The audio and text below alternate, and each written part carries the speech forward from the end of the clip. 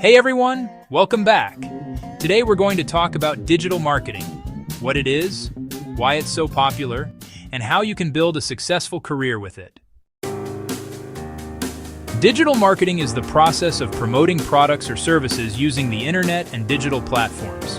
In simple words, when you see ads on Facebook, YouTube, Google, Instagram, or in your email, that's all part of digital marketing.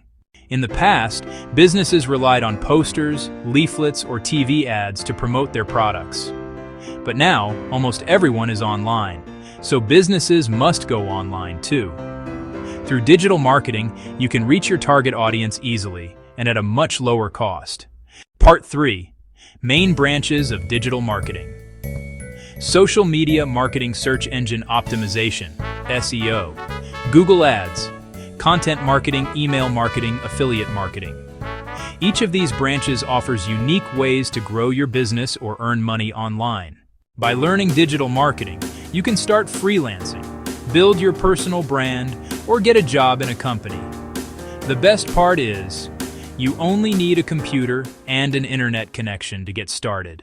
So don't wait, start your digital marketing journey today. Thanks for watching, and see you in the next video.